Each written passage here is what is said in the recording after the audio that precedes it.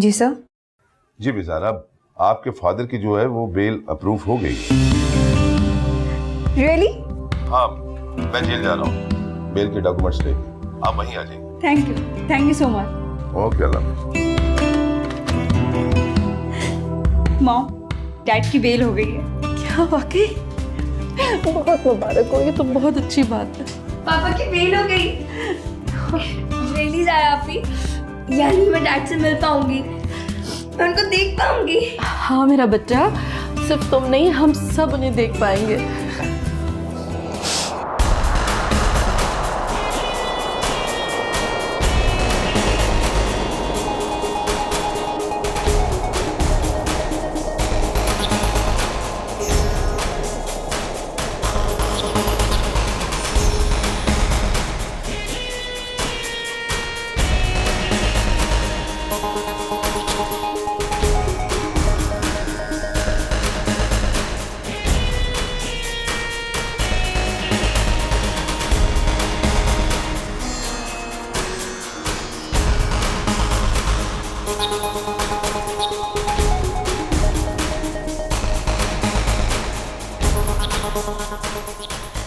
तुमने मुझसे खुला लेकर बहुत बड़ी गलती की है इरम। अपनी कब्र तुमने अपने हाथ से खोदी है। अभी तो सिर्फ रस्साकशी थी, लेकिन अब तो बाकायदा जंग होगी। किसी को नहीं छोड़ूंगा, किसी को नहीं छोड़ूंगा मैं।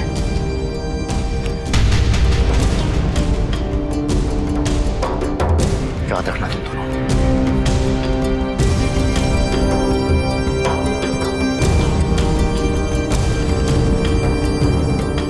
तुम्हें अब इसकी धमकियों से घबराने की कोई जरूरत नहीं। और मुबारक हो, तुम असद से आजाद हो, बल्कि तुम्हें एक नई जिंदगी मुबारक हो। आओ। पिंकी, पिंकी बेटा, मेरी बेटी। वेलकम बैक पापा। I'm very happy। मैं बहुत खुश हूँ। जी मेरा बेटा, आई नो दैट।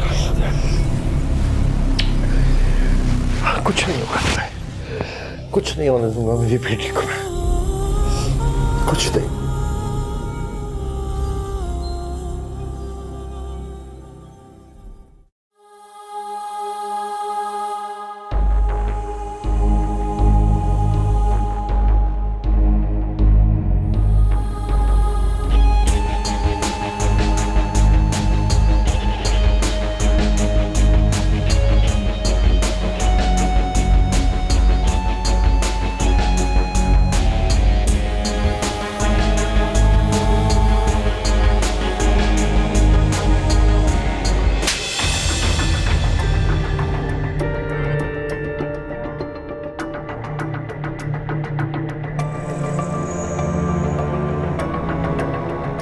इस घर से भगा कर तसल्ली बढ़ गई तुम्हारी कलेजे में। चली गई है वो हमारी जिंदगी से, अब खत्म कर दिया तुमने सब कुछ।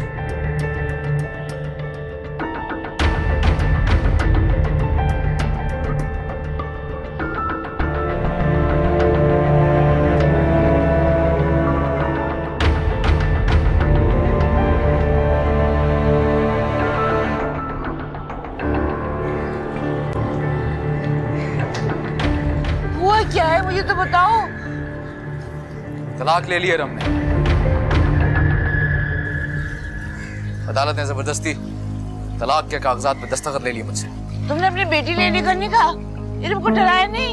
हाँ मांगा था, लेकिन अदालत ने उसको भी माँ के हवाले कर दिया, ये कह करके दूध पीती बच्ची माँ के अलावा रह नहीं सकती। वैसे तुमने उस बाजारी औरत को थप्पड़ मारकर बहुत अच्छा किया। गिरे हुए लोगों को उनकी औकात बतानी चाहिए।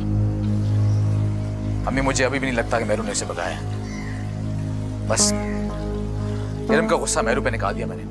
आप भी तो बिला वजह मेरे कान भरती रहती हैं।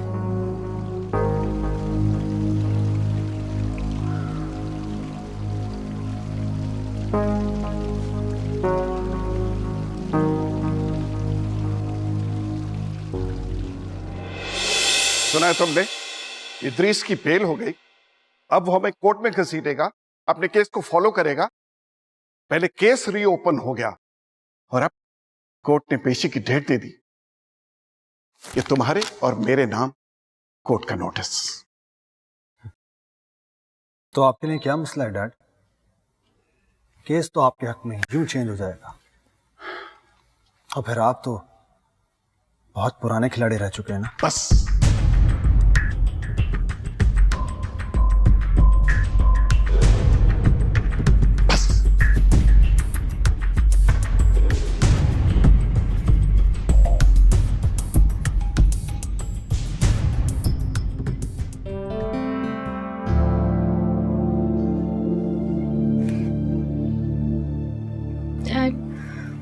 आप रोए मत। आपकी आंखों में आंसू अच्छे नहीं लगते।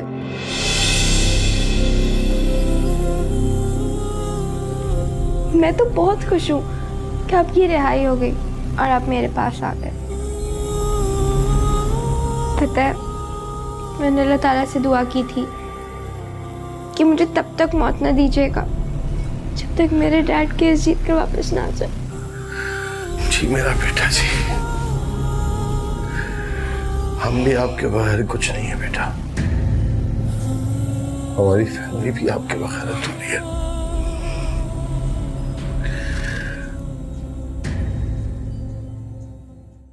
एक और गुड न्यूज़ है, इरम को खुला हो गई।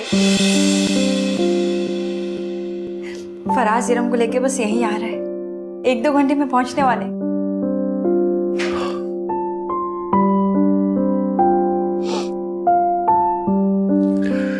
या अल्लाह तेरा शुक्र है मेरे वाले।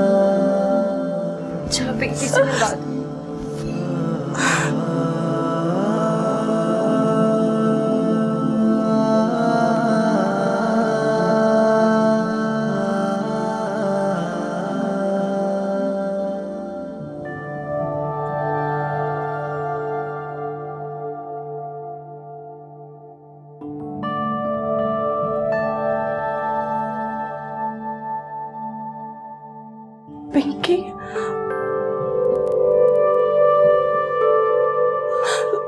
पिंकी,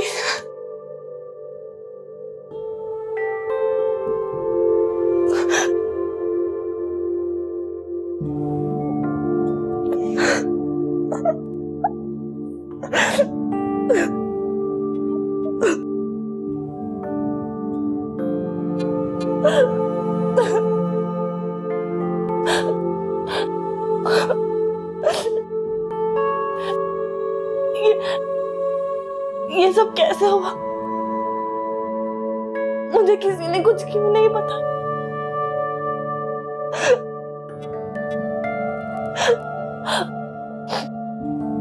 मैं तुम्हें कुछ नहीं होने दूं। अब मैं आ गई हूं ना, तुम्हें कुछ नहीं होगा।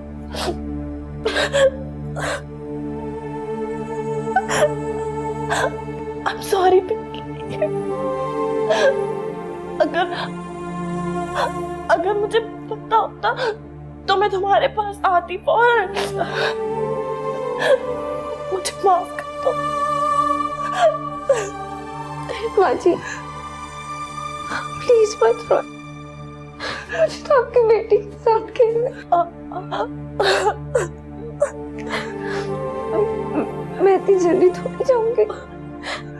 आप टेंशन मत ले, बल्कि मैं तो बहुत खुश हूँ क्योंकि इतनी सारी खुशियां मुझे मिल रही, वो भी एक साथ।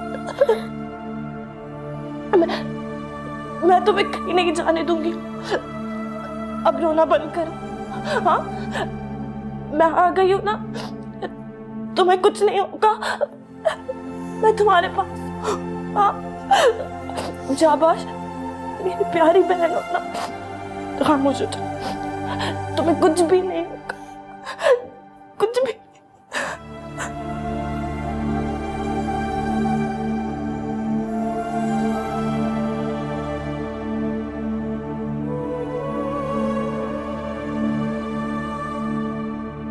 क्या बात है इकबाल साहब, आज आपको मेरे घर आने की फुर्सत कैसे मिल गई? फॉर अपॉलॉजीज एंड टू से सॉरी, कंडोलेंस के लिए, और सोचा कि आपसे कुछ निगोशिएट किया जाए। क्या मैं बैठ सकता हूं? जी प्लीज बैठिए। सुना है तुम मेरे खिलाफ कोर्ट में गवाही दे रहे हो।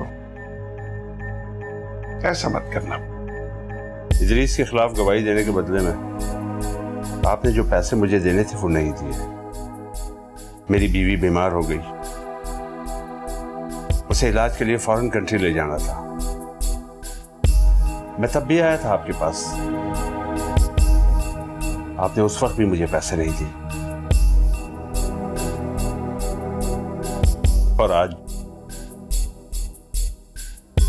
वो इस दुनिया में नहीं है। मेरा सब कुछ खत्म हो चुका, तब आए हैं आप मेरे पास। सॉरी कहा ना मैंने। Sorry for your loss. देखो, मैं अब भी तुम्हें वो सब पैसे दे सकता हूं, बल्कि उससे कहीं ज्यादा दे सकता हूं। अपनी कंपनी में एक अच्छी पोस्ट पे तुम्हें रख सकता हूं। लेकिन इसके बावजूद अगर तुमने कोर्ट में गवाही दी तो तुम जानते हो कि मैं क्या कुछ कर सकता हूं। मेरी रसाई कहां तक है। अब फैसला तुम्हें करना है कि तुम्हें अपनी जिंदगी के साथ ये अपॉर्चुनिटीज भी चाहिए या नहीं। एक ब्लैंक चेक लेके आया हूं, अपनी हैसियत के मुताबिक इसमें रकम भर लेना।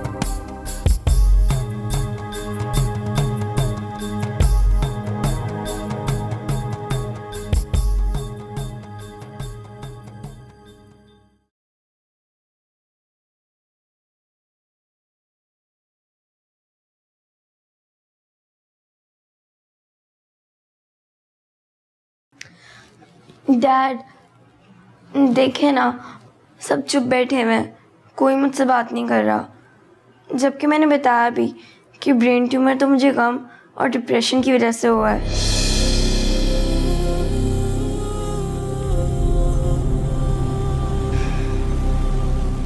डैड, मैं इतनी खुश हूँ, मुझे इतनी सारी खुशियाँ मिल गई।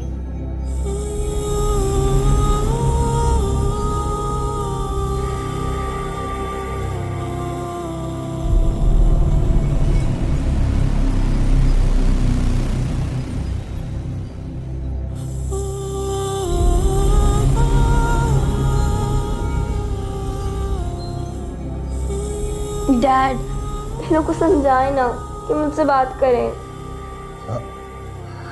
हाँ बेटा।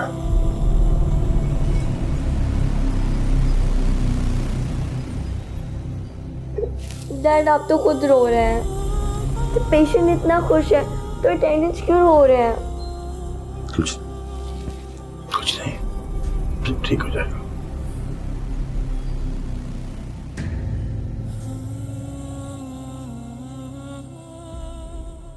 सादिक, एयरपोर्ट पे पहुंचो, मैं अभी 1 घंटे के बाद आ रहा हूं। सारे अरेंजमेंट्स हो चुके?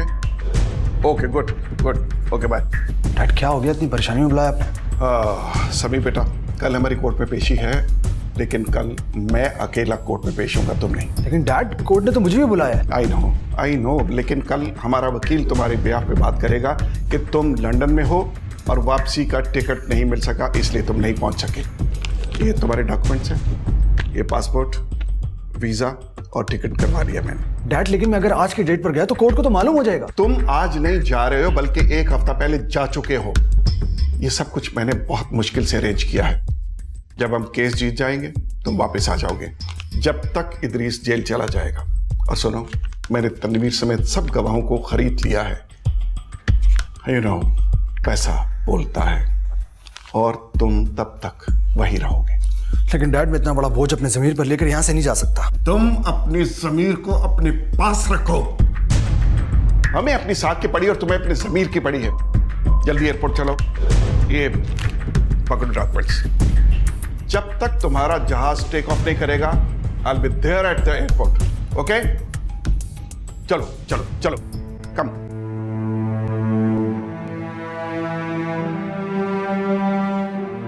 डैड कोर्ट चले,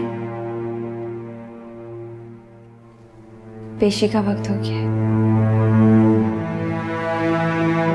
देर हो जाएगी।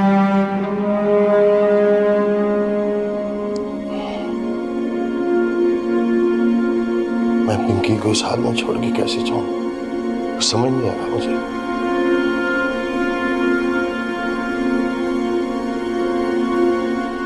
डैड आप जाएं, मैं ठीक हो रही हूँ। डॉक्टर को फील नहीं हो रहा पर मुझे फील हो रहा है।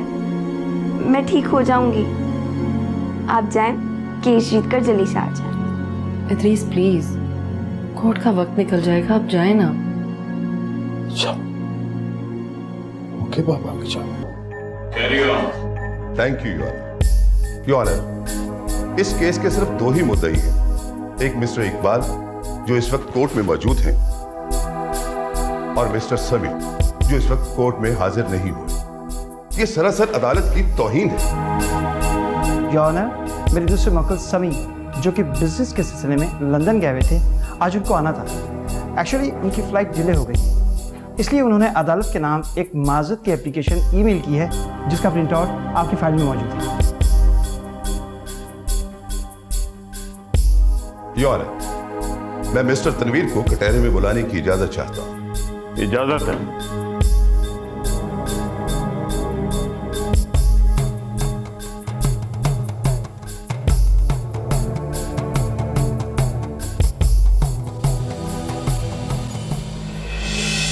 जी मिस्टर तनवीर, आप पहले भी मिस्टर इदरीस के खिलाफ गवाही दे चुके हैं।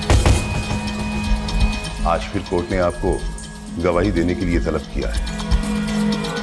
आपका बयान वही है या कुछ और आप कहना चाहेंगे?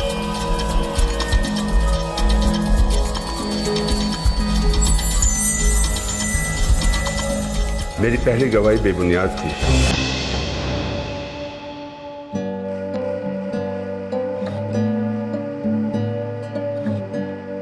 इकबाल के कहने पर मैंने अदालत में झूठी गवाही और उसके लिए जैसा उसके लिए इकबाल ने मुझे एक बड़े अमाउंट की पेशकश की।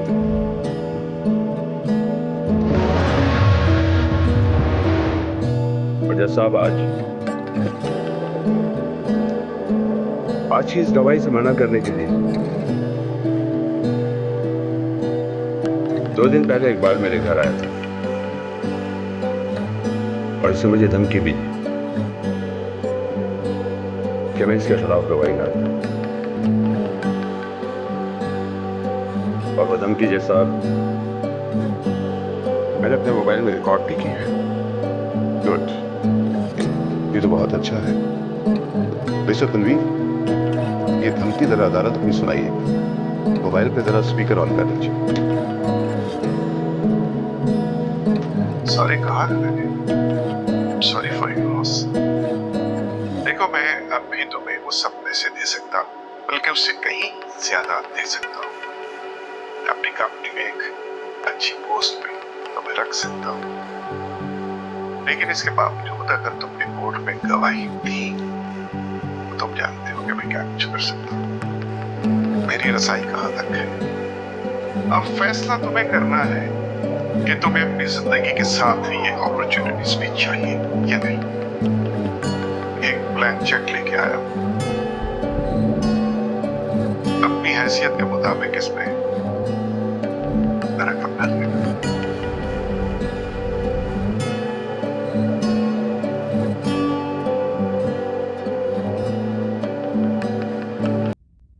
पिंकी, पिंकी, पिंकी क्या हुआ जानी? पिंकी मेरा बच्चा क्या हो गया? मॉम, मॉम ये झटके क्यों ले रही है? जल्दी तुम अली को बोलो कि डॉक्टर को लेकर आए। जल्दी जाओ। पिंकी, पिंकी,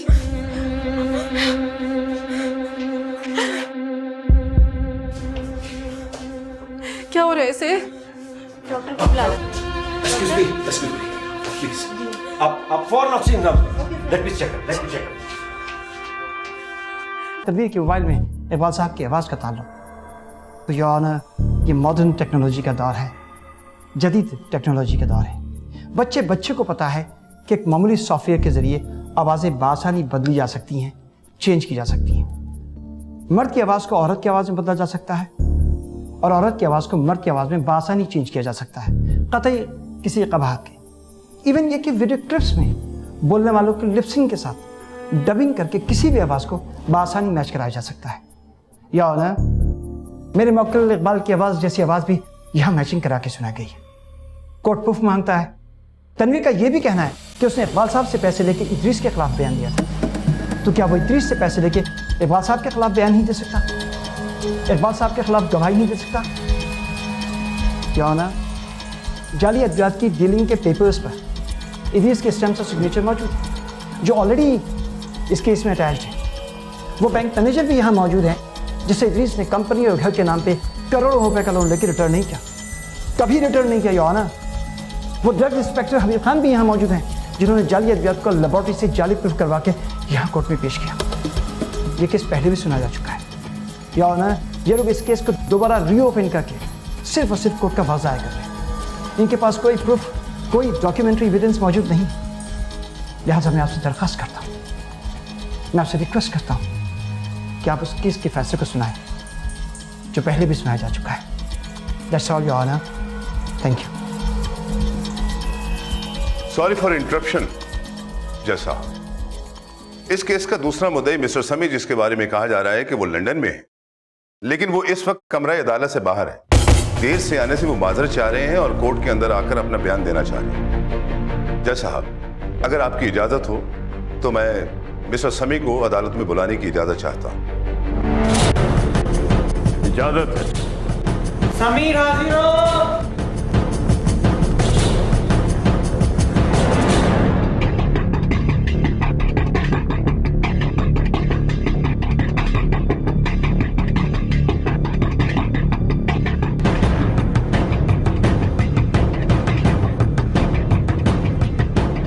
योर ऑनर, मेरे बारे में आपको यही बताया गया होगा कि मैं लंदन में हूं, लेकिन मैं पाकिस्तान में मौजूद था। एक्चुअली रात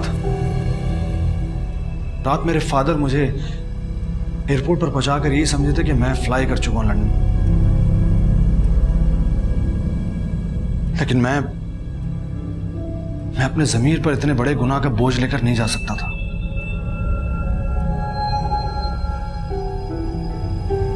I'm sorry dad.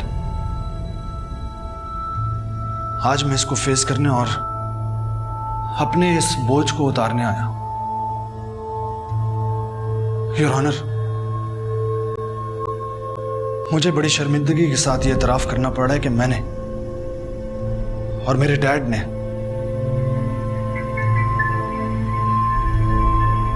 Idris uncle के साथ धोखा किया। इन्हीं की कंपनी में रहते हुए मैंने और मेरे डैड ने जाली अद्वियात बनाने वाली कंपनियों के साथ डीलिंग की और सारे डॉक्यूमेंट्स पर सिग्नेचर इदरीस अंकल के किए थे। बैंक मैनेजर बैठे हैं, इनके सामने इदरीस अंकल नहीं बल्कि मैं और मेरे डैड गए थे कंपनियों और घर के नाम पर हम दोनों ने ही लोन लिया था और उस पर भी सिग्नेचर हम नहीं किए थे, जाली सिग्नेचर। बैंक मैनेजर को डैड ने एक बहुत बड़ी अमाउंट दी थी। योर ऑनर, इदरीस अंकल एक बेगुनाह और सच्चे इंसान। मैंने और मेरे डैड ने इदरीस अंकल की सच्चाई और भरपूर एतमाद का नाजायज फायदा उठाया। घंटे तक लगा रहेगा तो शील भी okay, no need to worry. Staff पाबंदी से मेडिसिन दे रहा है तो उसको प्लीज कंटिन्यू रखिएगा। हो गया? अब मेरे बेटा नहीं, इसको लगा रहा है तो प्लीज इसको लगा रहा है। शाबाश, रिलैक्स। हाँ, शाबाश बेटा, शाबाश। पिंकी, जानी डॉक्टर साहब कह रहे हैं थोड़ी देर में ठीक हो जाएगा, मत उतारो इसे। गुड बेटा, वेरी गुड। अगर किसी भी चीज की जरूरत है just give me call, okay?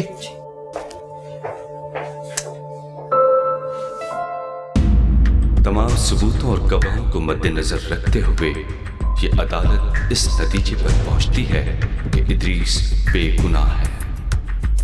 अदालत इदरीस की कंपनी को बहाल करने, उसके अकाउंट्स को रीओपन करके उसके घर को इकबाल के कब्जे से लेकर वापस उसी के हवाले करने के अहकाम जारी करती है। और ये अदालत इकबाल की कंपनी को सील करके उसके अकाउंट्स को ब्लॉक करने उसे 7 साल कैद की सजा, जबकि समी वादा माफ गवाह बन चुका है, उसे सिर्फ 1 साल कैद की सजा सुनाती है। वकील साहब,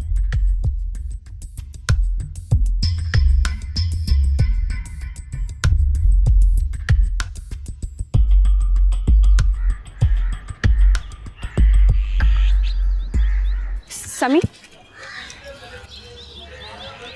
डैडी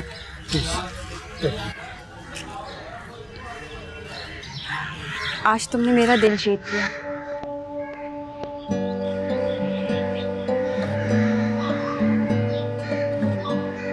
तुम्हें सिर्फ 1 साल की सजा हुई है ना? अगर 14 साल की भी सजा होती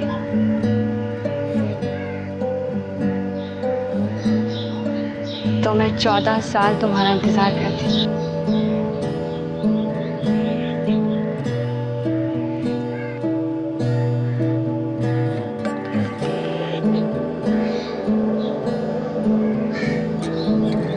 अपना बहुत ज़्यादा ख्याल रखना, और जब 1 साल बाद वापस आओगे ना तो लौट के जरूर आना। मैं इंतज़ार करूँगी।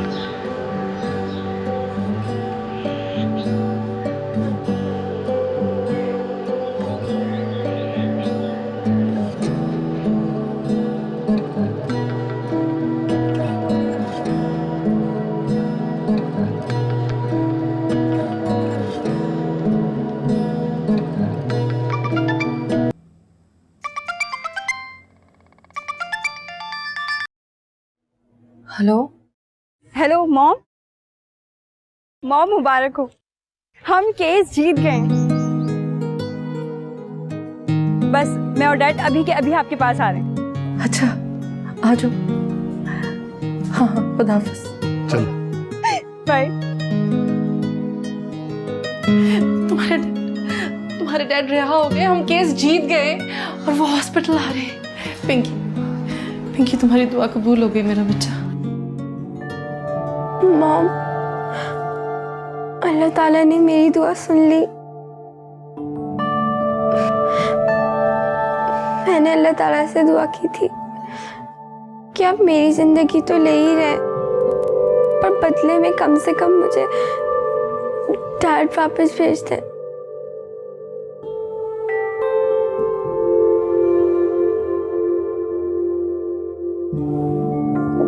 डैड को केस जितवा दें। और उन्होंने मेरी सुन ली। कम से कम मैं आसानी से तो जा सकती हूँ ना, पर आराम से जाऊंगी।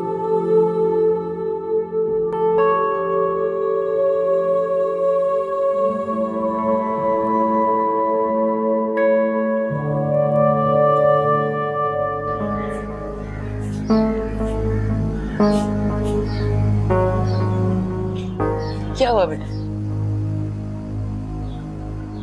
क्या हुआ है बताते क्यों नहीं हो?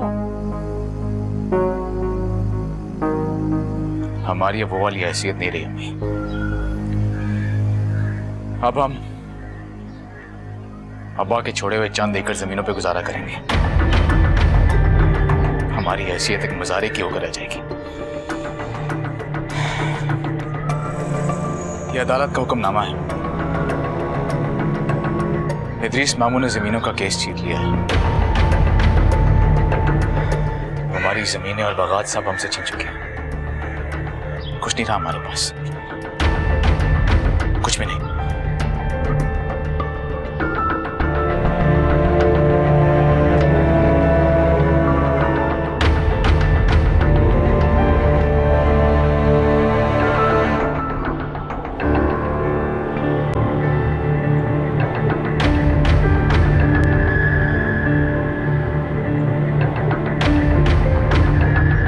असद, मैं सोचती थी कि तुमसे शादी करके इस घर में आऊंगी तो मुझे आम औरत वाली इज्जत मिलेगी। जिस तरह तुमने मुझे कबूल किया, तुम्हारी माँ भी मुझे कबूल करेगी। लेकिन यहाँ इतने अरसे रहने के बाद भी वो आज भी मुझे बाजारी के नाम से ही याद करती है।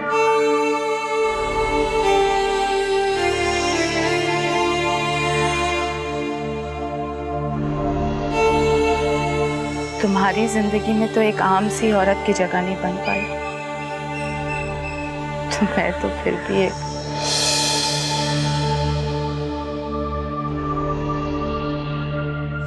मैं अपनी और अपने बेटे की एक नई दुनिया बनाने जा रही हूँ,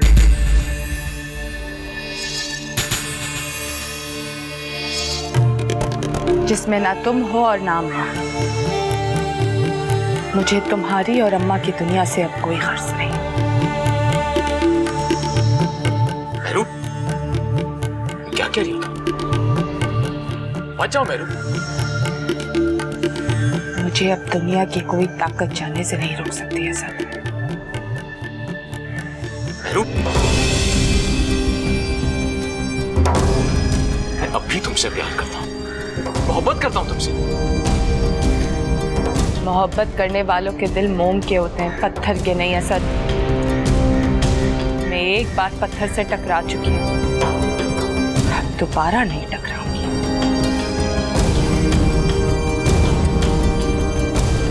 मेरू। असद, ये बात मत भूलो कि ये मेरा बच्चा है। अगर तुम इस घर से बाहर निकली तो अकेली जाओगी, इसके बगैर जाओगी तुम। आ गए ना अपनी औकात पे। मोहब्बत के दावे करने वालों के मुंह पर तेरे और मेरे नहीं होता असद।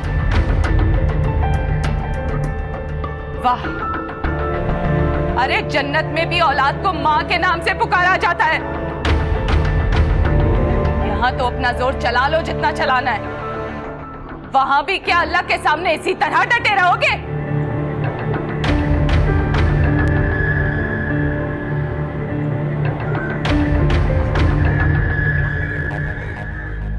ये तुम्हारा खून नहीं है, ये एक बाजारी खून है, और सारी जिंदगी ये बाजारी औलाद के नाम से पहचानी जाएगी। ना मैं इसकी परवरिश करूंगी ना तुम्हें करने दूंगी, समझे?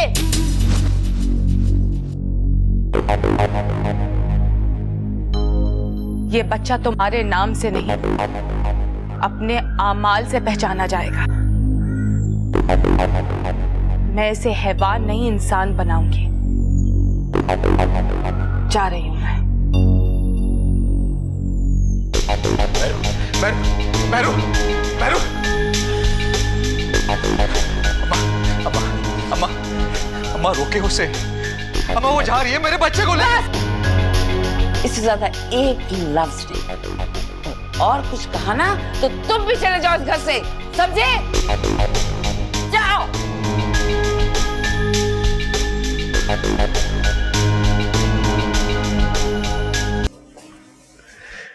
ये सब तुम्हारी वजह से हुआ है मेरा बेटा। कहते हैं ना, अल्लाह बीमार और बच्चे सबकी दुआएं सुनता है।